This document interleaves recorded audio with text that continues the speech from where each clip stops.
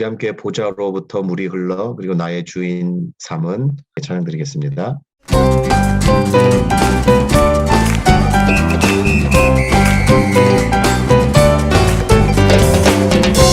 주님의 보좌로부터 흐르는 강줄기가 닿는 곳마다 살아나는 역사가 일어날 것입니다. 회복될 것입니다.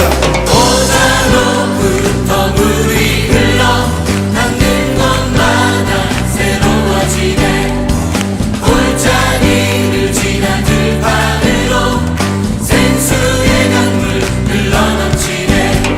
주님의 강이 우릴 즐겁게 해. 주님의 강이 춤추게 해. 주님의 강이 우릴 새롭게 해. 기쁨으로 충만케 하네.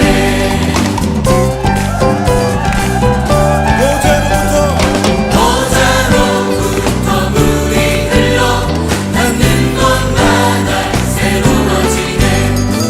골짜기를 지나 들판으로 생수의 강물 흘러넘치네.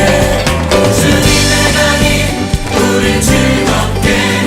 주님의 강이 춤추게 해. 주님의 강이 우릴 새롭게 해. 기쁨으로 충만케 하네. 주님의 강이 우릴 즐겁게 해. 주님의 강이 춤추게 해. 주님의 강이 우릴 새롭게 해. 기쁨으로 충만케 하네.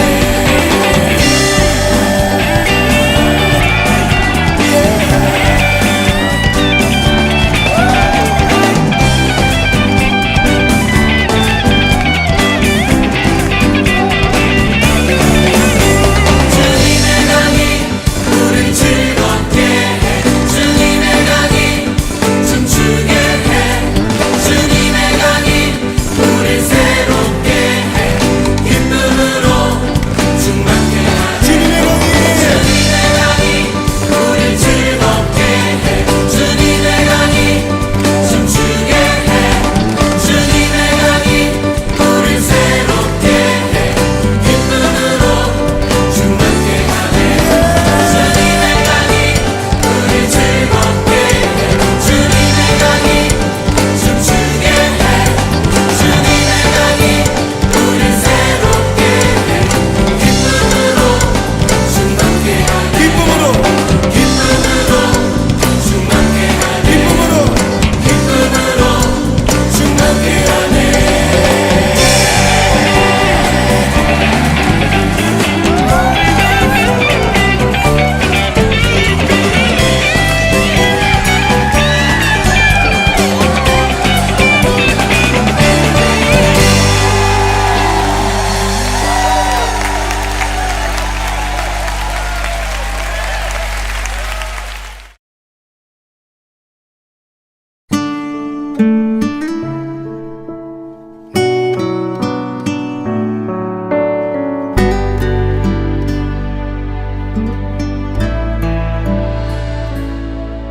내가 주인 삼은 모든 것 내려놓고 내 주 되신 주 앞에 나가 내가 사랑했던 모든 것 내려놓고 주님만 사랑해.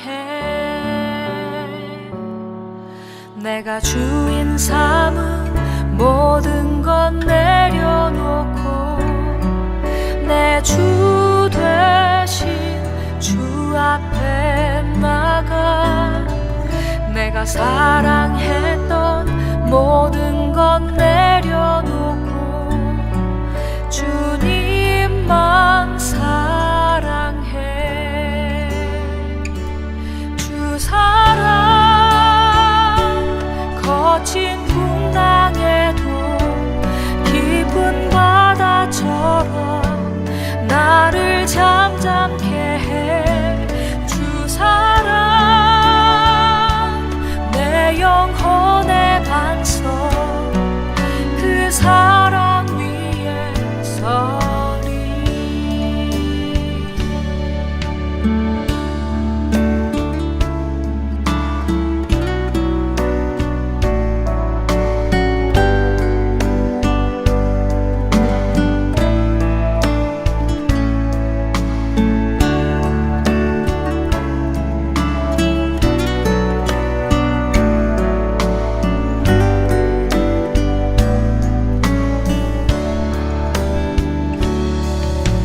내가 주인 삼은 모든 건 내려놓고 내 주 대신 주 앞에 나가 내가 사랑했던 모든 건 내려놓고 주님만 사랑해.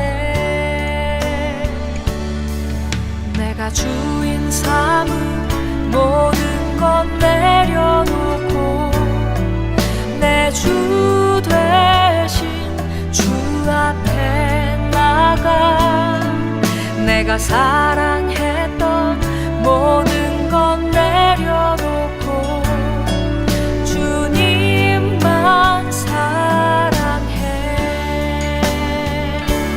주 사랑 거친 풍랑에도 깊은 바다처럼 나를 잠잠케 해. 주 사랑 내 영혼의 반석 그 사랑 위에 서리. 주 사랑 거친 풍랑에도 깊은 바다처럼 나를 잠잠케 해. 주 사랑 내 영혼의 반석 그 사랑 위에 서리. 그 사랑 위에 서리.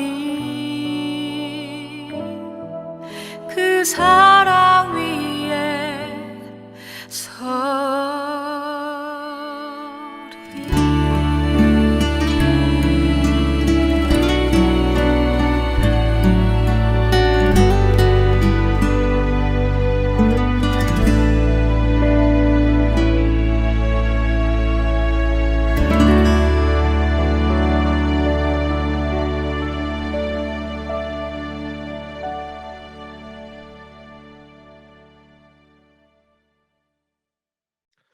함께 기도하겠습니다. 하나님 감사합니다. 한 주간 동안 저희들 각자의 삶 가운데 살게 해주시고 또한 이 자리 하나님을 예배하며 찬양할 수 있는 이 자리로 불러주신 하나님 감사드립니다. 저희들 하나님의 사랑에 더욱더 감사하며 감사의 고백과 하나님께 영광 돌릴 수 있는 우리 한 영혼 될 수 있도록 하나님 인도하여 주옵소서. 그러나 여전히 세상은 하나님 혼란과 무질서 가운데로 나아갑니다. 세상은 더욱더 시끄럽고 더욱더 어지럽은 가운데로 나아갈 수밖에 없는 것을 저희들은 보게 됩니다. 하나님 그것은 전쟁이 될 수도 있고 기근이 될 수도 있고 가난이 될 수도 있고 질병이 될 수도 있음을 저희들 기억합니다. 하나님 그 속에서 우리가 그리스도인으로서 온전히 살아가게 하시고 하나님을 믿고 하나님을 섬기는 자들로 온전히 나갈 수 있도록 하나님 인도하여 주옵소서. 세상은 그렇게 간다 할지라도 하나님의 시계와 하나님의 역사하심이 분명히 있음을 저희들 신뢰하며 그것을 믿고 나아갈 수 있도록 저희들에게 더욱더 믿음과 능력을 허락하여 주옵소서. 하나님 특별히 우리가 그리스도인으로서 하나님을 더욱더 사랑할 수 있도록 하나님 인도하여 주옵소서. 예수님께서 저희들에게 말씀하신 대로 하나님을 더욱더 사랑하며 이웃을 내 몸같이 사랑하라는 그 계명을 온전히 지키며 나아갈 수 있도록 저희들 인도하여 주옵소서. 세상 가운데 있는 많은 영혼들에게 하나님의 사랑을 증거하게 하시고 하나님의 살아계심을 나타낼 수 있는 저희들이 될 수 있도록 하나님 인도하여 주옵소서. 하나님 함께하지 못한 우리 좋은 친구 교회 한 영혼을 지금 기억하여 주시옵시고 또한 이 세계 가운데서 세상 가운데서 어렵고 힘들어하는 모든 영혼들을 주님 그대의 기도 소리를 주님 응답하여 주시옵시고 어루만져 주시기를 간절히 소원합니다. 특별히 오늘 말씀을 증거하신 이인영 목사님께 함께하여 주시고 영육간의 강건함으로 주님 붙잡아 주옵소서. 그 말씀을 하나님의 말씀을 대언할 때에 부족함이 없게 하시고 온전히 전달할 수 있는 목사님의 삶이 될 수 있도록 하나님 인도하여 주옵소서. 우리 좋은 친구교회 예배를 통해서 하나님 예배를 함께 하는 모든 영혼들이 하나님의 은혜를 기억하게 하시고 하나님의 말씀을 그들의 삶과 우리의 마음속에 깊이 새겨 넣을 수 있는 이 시간으로 주님 역사하여 주옵소서. 하나님께서 함께 하시고 은혜로 주시기를 간절히 소원하며 예수님의 이름으로 기도드리옵나이다. 아멘. 네, 이제는 주님께서 가르쳐 주신 기도로 함께 기도하겠습니다. 하늘에 계신 우리 아버지여, 이름이 거룩히 여김을 받으시오며 나라가 임하시오며 뜻이 하늘에서 이루어진 것 같이 땅에서도 이루어지이다. 오늘 우리에게 일용할 양식을 주시옵고 우리가 우리에게 죄 지은 자를 사하여 준 것 같이 우리 죄를 사하여 주시옵고 우리를 시험에 들게 하지 마시옵고 다만 악에서 구하시옵소서. 나라와 권세와 영광이 아버지께 영원히 있사옵나이다. 아멘. 오늘 함께 나눌 말씀은 열왕기상 13장 4절부터 8절 말씀입니다. 제가 봉독해 드리겠습니다. 여로보암 왕이 하나님의 사람이 베델에 있는 제단을 향하여 외쳐 말함을 들을 때에 제단에서 손을 펴며 그를 잡으라 하더라. 그를 향하여 편 손이 말라 다시 거두지 못하며 하나님의 사람이 여호와의 말씀으로 보인 징조대로 제단이 갈라지며 재가 제단에서 쏟아진지라. 왕이 하나님의 사람에게 말하여 이르되 청하건대 너는 나를 위하여 내 하나님 여호와께 은혜를 구하여 내 손이 다시 성하게 기도하라. 하나님의 사람이 여호와께 은혜를 구하니 왕의 손이 다시 성하도록 전과 같이 되니라. 왕이 하나님의 사람에게 이르되 나와 함께 집에 가서 쉬라. 내가 내게 예물을 주리라. 하나님의 사람이 왕께 대답하되 왕께서 왕의 집 절반을 내게 준다 할지라도 나는 왕과 함께 들어가지도 아니하고 이곳에서는 떡도 먹지 아니하고 물도 마시지 아니하리니. 아멘.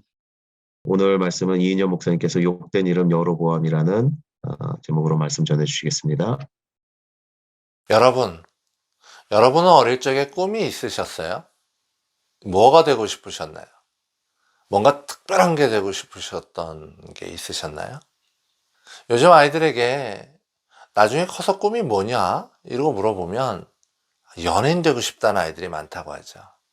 제가 어렸을 땐 가장 흔한 꿈들은 그냥 과학자 되는 거, 뭐 군인, 교수, 의사 그랬던 것 같아요. 그런데 사실 이 어릴 적 꿈대로 사라지는 게 쉬운 일은 아니죠. 더욱이 그 중에는 미래의 꿈이 대통령, 이런 아이들도 있었는데 이건 정말 이루기 어려운 일 아닌가요? 한국은 대통령 임기가 딸랑 5년입니다. 요즘은 뭐 연임도 할 수 없죠. 그러나 그래봤자 몇 명의 대통령이 있었습니까? 70년간 15명도 안 돼요. 그러니 얼마나 이루기 어려운 꿈이겠습니까?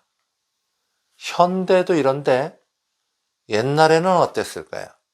물론 현대의 대통령과 과거의 왕이 같다고는 할 수 없지만 누군가 왕의 아들인 왕자로 태어나지 않고 왕이 될 수 있는 가능성은 얼마나 있었을까요?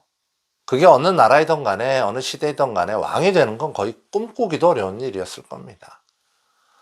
그런데 이렇게 꿈도 꿀 수 없는 일을 그냥 거저 얻어낸 사람이 있었는데 그 사람의 이름은 여로보암입니다. 여로보암은 에브라임 지파 사람이었어요. 애굽의 총리까지 오른 인물 요셉을 아시죠? 요셉에게 두 아들이 있지 않았습니까? 그 아들의 이름이 므낫세와 에브라임입니다. 에브라임은 동생이었지만 장자의 축복을 받았고 그 축복처럼 에브라임의 지파들은 온 이스라엘 중에서 다윗이 출생한 유다 지파와 함께 가장 강하고 유력한 지파였습니다. 출애굽 이후에 가나안으로 들어올 때 모세의 뒤를 이어 이스라엘 민족 전체를 이끌었던 지도자 여호수아도 바로 이 에브라임 지파였습니다. 그런데 여로보암이 나는 이렇게 힘센 에브라임 지파로 태어날 거야 이러고 에브라임 지파로 태어난 게 아니잖아요. 태어나 보니까 그냥 에브라임 지파였던 거죠. 게다가 성경을 보면 이 사람 여로보암은 큰 용사라라고 써 있어요. 여기 큰 용사라고 쓰여진 기보로 하일이라는 히브리 원어는 뭐 힘이 센 장사, 싸움 잘하는 사람, 뭐 이런 뜻만을 가지고 있는 게 아닙니다. 기보르 하일이라는 말은 상류 계급의 남자, 그러니까 귀족을 말합니다. 지도층 인사라는 거죠. 태어나 보니까 그냥 귀족이었다는 거예요. 물론 성경에 여로보암이 부지런해서 솔로몬의 눈에 들었고 관직을 얻었다고는 하지만 여로보암은 자신의 노력만으로 낮은 자리에서 가장 높은 자리까지 올라간 입지전적 인물은 아니라는 겁니다. 그는 이미 출발점이 다른 사람, 우리가 흔히 말하는 금수저 집안, 뒷배경이 좋은 사람이었단 말이죠.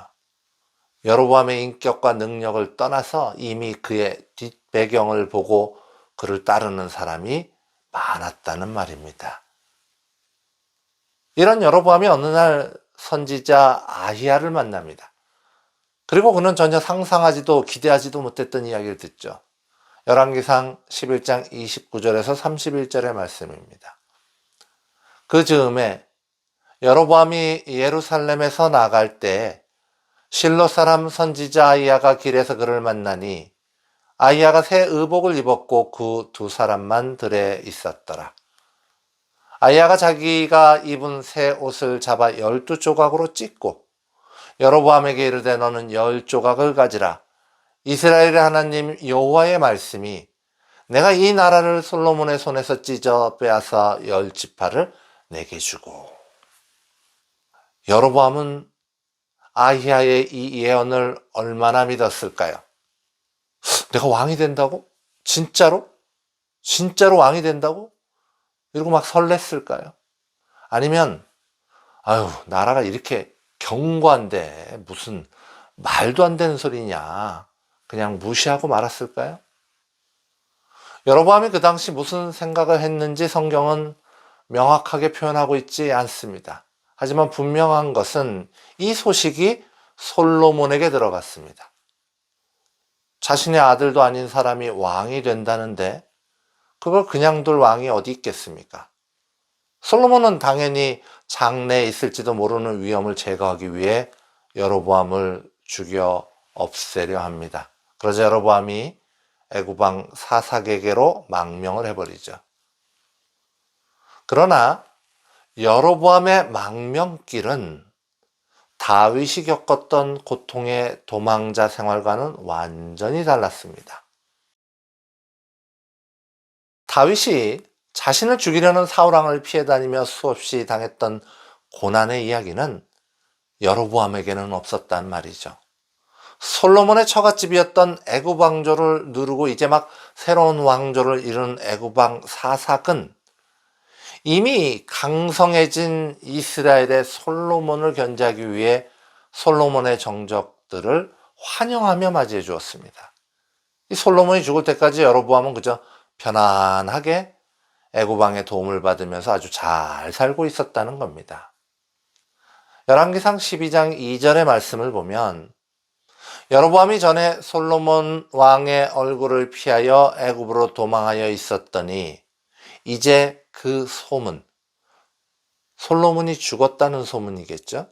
그 소문을 듣고 여전히 애굽에 있는 중에, 이 구절은 여로보암이 솔로몬이 죽었다는 말을 듣고도 자기를 죽이려고 쫓던 인물이 없어졌음을 알고도 서둘러 돌아오지 않았다는 것을 이야기하고 있습니다. 돌아가야겠다는 간절함이 없었던 거예요. 여로보암이 애굽에서 그냥 지낼만 했었다는 거죠. 살만한데 뭐하러 돌아갑니까? 또한 자신이 왕이 된다는 예언을 확신하지 않았다는 것을 잘 보여주지 않습니까? 애초에 여로보암에게 여호와 하나님의 메시지는 별로 큰 관심사가 아니었다는 거죠. 때로 우리는 부유한 집안에서 자라는 아쉬울 것이 없이 그냥 건강과 풍요를 누리며 평안히 살아가는 사람들 중에 하나님의 임재와 역사심을 전혀 느끼지 못하는 사람들을 보지 않습니까? 그들에게 좋은 가문과 풍요와 건강과 세상적인 성공은요, 결코 축복이 아니죠. 그 모든 것들은 하나님을 믿고 따르는데 방해가 된다면 차라리 없는 것이 낫지 않습니까? 이처럼 하나님의 약속에 대한 절대적인 신뢰가 없었던 여로보암이 아히야 선지자가 왕이 될 것을 예언하며 걸었던 조건, 그러니까 열왕기상 11장 38절의 내용을 기억했을 리가 없습니다. 그 내용은 이렇죠. 내가 만일 내가 명령한 모든 일에 순종하고 내 길로 행하여 내 눈에 합당한 일을 하며 내 종 다윗이 행함같이 내 율례와 명령을 지키면 내가 너와 함께 있어 내가 다윗을 위하여 세운 것 같이 너를 위하여 견고한 집을 세우고 이스라엘을 내게 주리라. 다윗의 길을 따라가라고 했는데 여로보암은 전혀 그럴 생각이 없었습니다. 다윗은요, 자신을 죽이려는 사울 왕조차도 하나님의 기름 부은 자를 내가 해할 수 없다 하며 2번이나 찾아온 기회를 그저 무산시킨 사람이에요. 다윗은 사람을 넘어서 그 사람이 비록 원수라 할지라도 뒤에 계신 하나님을 바라볼 줄 아는 사람이었습니다. 그러나 다윗의 길을 걸어가야 할 여로보암은 사람 뒤에 계신 하나님도 자기 앞에 계시는 하나님도 전혀 바라보지 못했습니다.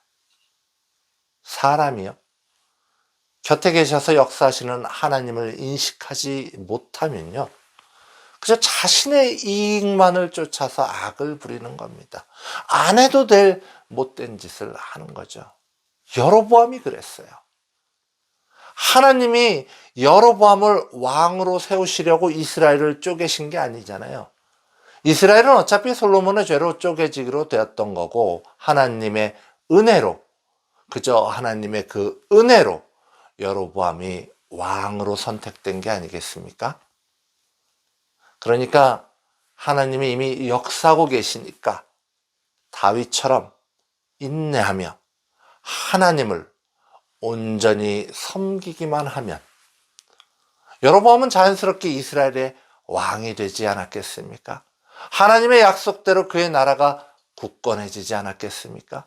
그러나 여로보암은 하나님이 특별히 자신을 선택하셨다는 것을 인식하지 못하였습니다. 그의 심중에는 하나님에 대한 믿음도 선택받음에 대한 감사도 있지 않았습니다.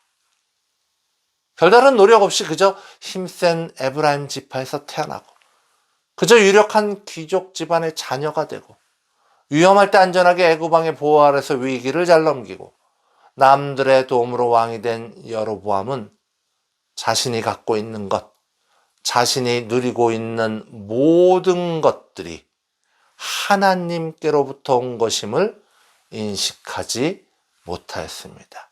그 모든 것이 은혜임을 알지 못하였습니다. 여로보암의 거저받아 누리는 이 은혜들은 그저 하나님의 선택에 힘입어 아무런 수고함도 없이 아무런 희생이나 대가도 없이 왕 같은 제사장의 삶을 살고 있는 우리들의 모습을 떠올리게 합니다. 자, 그렇다면 이처럼 거저받은 자의 자세는 어떠해야 할까요? 여러분은 커다란 선물을 아무런 대가 없이 받으시면 어떠한 마음이 드십니까? 노력한 것 이상의 큰 보상을 받으시면 기분이 어떠신가요? 감사하지 않으십니까? 정말 고맙죠. 우리가 우리의 노력이 아닌 예수님의 보혈피로 구원을 얻었다는 것은 우리를 항상 기쁘게 만드는 참 감사한 일 아닙니까? 구원에 대한 확신, 하나님의 약속에 대한 신뢰가 있는 성도는 그러기에 기쁨과 감사와 기도가 넘칠 수밖에 없는 이유입니다. 모든 것이 하나님께로부터 왔음을 믿는 자는 그 모든 것을 잃어버릴까 봐 두려워하지 않습니다. 심지어 주신 이도 하나님이요 거두신 이도 하나님이라는 담대한 고백을 할 수 있는 것입니다. 그러나 여로보암은 하나님에 대한 신뢰도, 하나님에 대한 감사함도 갖고 있지 않았습니다. 그가 누리는 모든 것이 하나님께로부터 왔음을 인정하지 못했습니다. 여로보암에게 그가 누리는 모든 것은 그저 자기 자신의 것이었을 뿐입니다. 이건 내 거야. 내 거야, 내 거. 이거 내 거야. 이러는 사람이 하나님과 함께하는 기쁨의 삶을 누릴 수는 없었습니다. 오히려 내 것을 잃어버릴까 봐 항상 두려울 수밖에 없죠. 움켜진 모든 것들이 하루아침에 없어지면 어떡하나 여로보암은 전전긍긍하며 근심했습니다. 그리고 그 두려움에 결국 사고를 치죠. 그가 만든 대표적인 죄는 이렇습니다. 두 금송아지를 만들고 무리에게 말하기를 너는 다시는 예루살렘에 올라갈 것이 없도다. 이스라엘아, 이는 너희를 애굽 땅에서 인도하여 올린 너희의 신들이라 하고 하나는 베델에 두고 하나는 단에 둔지라. 그가 산당을 짓고 레위 자손 아닌 보통 백성으로 제사장을 삼고 그가 자기 마음대로 정한 달 곧 8째 달 15째 날로 이스라엘 자손을 위하여 절기로 정하고 베델에 쌓은 제단에 올라가서 분향하였더라. 얼핏 보기에 여로보암의 이 모든 행동들은 별 문제가 없어 보이기도 합니다. 아니 무슨 가나안 땅에서 유행했던 아세라 신상, 바알 신상을 세운 것도 아니고 제사장 제도를 아예 없앤 것도 아니요. 하나님께 제사를 아예 안 드린 것도 아니잖아요. 그냥 날짜만 조금 바꾼 거잖아요. 그러나 이것은 하나님을 잘못 아는 사람들의 생각이죠. 여러분 성경 속에 하나님의 이름이 몇 개나 나오는지 아십니까? 하나님의 이름은 여호와 한 가지입니까? 우리는 보통 몇 개의 이름을 가지고 살아가죠. 보통 하나? 많아야 2-3개죠. 그러나 성경 속에 나오는 하나님의 이름은 30여 가지나 됩니다. 엘로힘, 창조자 하나님. 여호와, 스스로 계신 분. 엘로이, 나를 살피시는 하나님. 엘샤다이, 전능하신 하나님. 엘울람, 영원하신 하나님. 나함, 위로하시는 분. 여호와 이레, 미리 준비하시는 하나님. 여호와 니시, 여호와 샬롬, 여호와 라파. 이처럼 여러 가지의 단어로 하나님을 표현하는 이유는 뭘까요? 그 크신 하나님을 인간의 한두 가지 단어로 담아낼 수도 표현할 수도 없기 때문입니다. 심지어 30여 가지의 이름으로도 하나님을 다 표현할 수는 없어요. 그러기에 하나님은 어떤 형상도 만들지 말 것을 요구하지 않으십니까? 영이신 하나님, 만유의 주 되신 하나님, 그 크신 하나님을 세상의 형상으로 담아내 표현할 수는 없습니다. 그러나 여로보암은 금붙이 송아지의 하나님을 담아내려 하였습니다. 만유의 주 되신 하나님을 밭이나 갈고 죽어서 고기나 내어주는 송아지의 형상으로 표현했습니다. 여로보암에게 속아 수많은 사람들이 이 금송아지를 하나님으로 섬기지 않습니까? 이것이 여로보암이 저지른 죄입니다. 둘째로 그는 레위인들을 쫓아내고 일반인들을 제사장으로 삼았습니다. 지금도 이게 오늘날처럼 발전한 이 시대도 우리가 안정적인 직업을 갖는다는 건 얼마나 어려운 일입니까? 평생에 보장되는 좋은 직장이 얼마나 있겠습니까? 더욱이 그 옛날 가나안 땅에서 온전한 직업이 몇 개 되지도 않던 그 시대에 평생의 생계를 책임져주는 제사장직은 얼마나 선망의 대상이었을까요? 그런데 여로보암이 이걸 일반인들에게 열어버렸어요. 그러니까 제사장직이 직분에서 직업으로 순식간에 바뀌었습니다. 하나님을 섬기는 신성한 직분이, 오직 레위인만이 감당했던 신성한 직분이 돈벌이를 하는 직업으로 바뀌었다는 말입니다. 순수하게 하나님의 말씀을 가리키던 레위인들은 모두 쫓겨나고 온통 돈벌이 하러 온 일반인 제사장들로 가득 차버렸습니다. 백성이 그럼 그들에게 뭘 배울 수 있었겠습니까? 북이스라엘 백성들의 신앙이 엉터리 제사장들과 함께 붕괴해 내린 것입니다. 하나님의 말씀을 전하는 자의 직분이 돈벌이를 하는 직업으로 바뀔 때 성도들의 신앙은 그들과 함께 붕괴합니다. 이것이 여로보암의 죄였습니다. 끝으로 그는 절기를 다 바꿔버렸죠. 절기는 그 자체로 의미가 있는 게 아닙니다. 절기는 과거 그 시간에 역사하신 하나님을 예배하며 기억하는 것에 그 의미가 있는 거죠. 그런데 이 절기의 날짜를 다 바꿔버리니까 하나님의 역사심에 대한 기억은 사라지고 무의미한 제사만 남지 않습니까? 하나님을 기억하지 않는 제사를 드리는 겁니다. 아니, 어떤 사람이 예배를 드리러 오는데 예배의 주인인 하나님을 전혀 생각하지 못한다면, 역사하시는 하나님, 살아계신 하나님을 기억하지 못한다면 그저 예배당에 앉아서 오늘 예배당 장식 멋있네, 찬양, 음색이 아주, 화음이 아주 훌륭한데, 저 사람 옷 오늘 잘 입고 왔네, 저 사람 좋은 차 타고 왔네, 이런 것만 생각하고 간다면 그 예배가 무슨 의미가 있겠습니까? 예배의 본질을 흐려놓은 여로보암, 그것은 그의 죄가 되었습니다.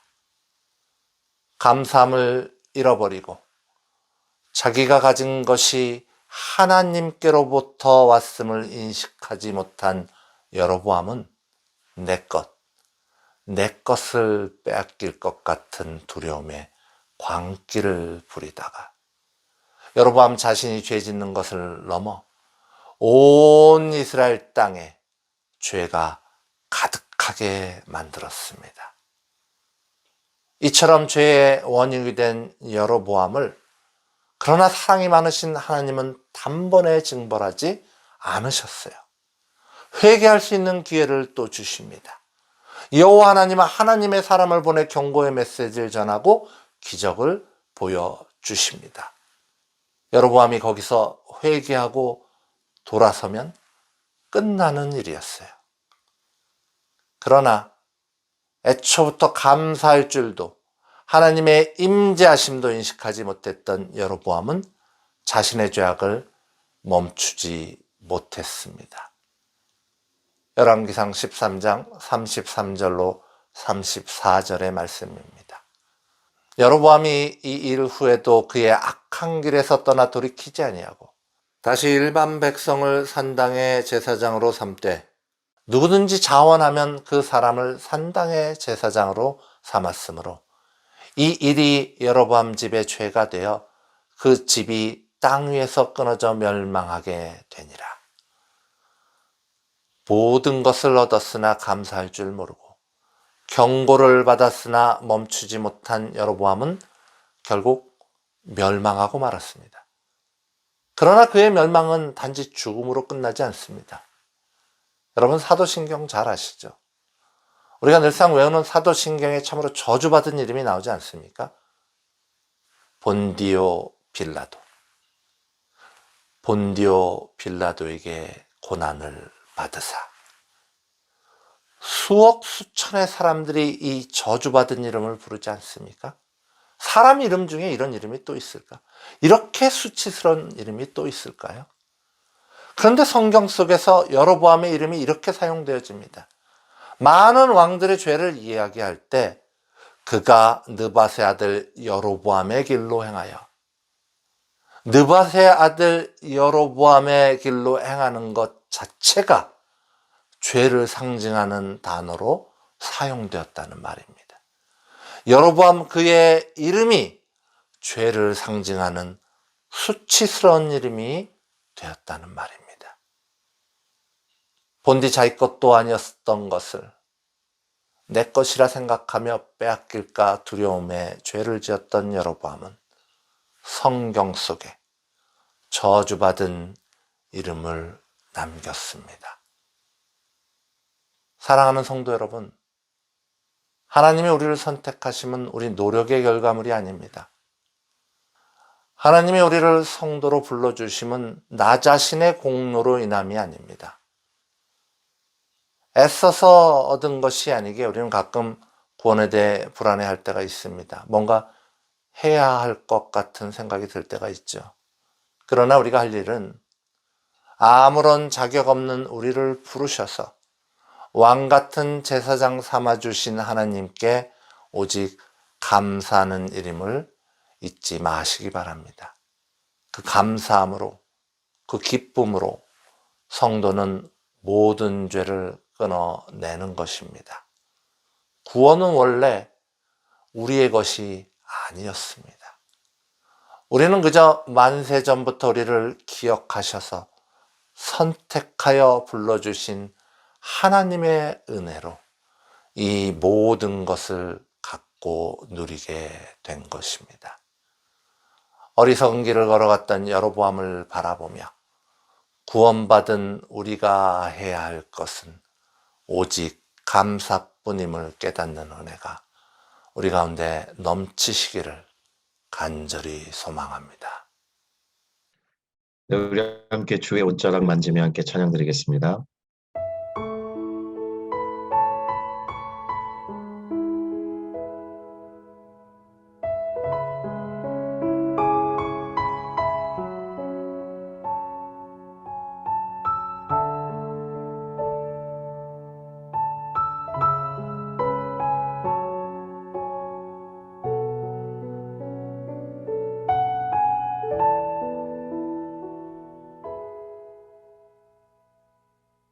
주발 앞에 무릎 꿇고 그 사랑에 남기네.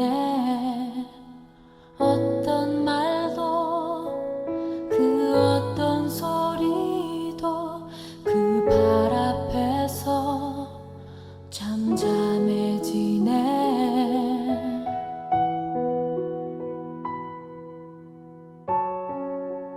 주 나의 사랑 그 발 앞에 앉아 내 모든 기도는 사랑의 노래가 되네.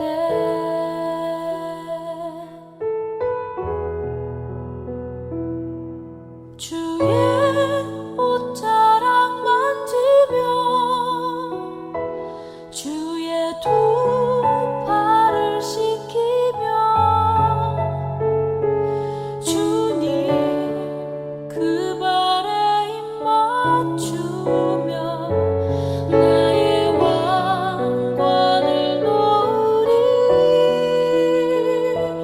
주의 옷자락 만지며 주의 두 팔을 씻기며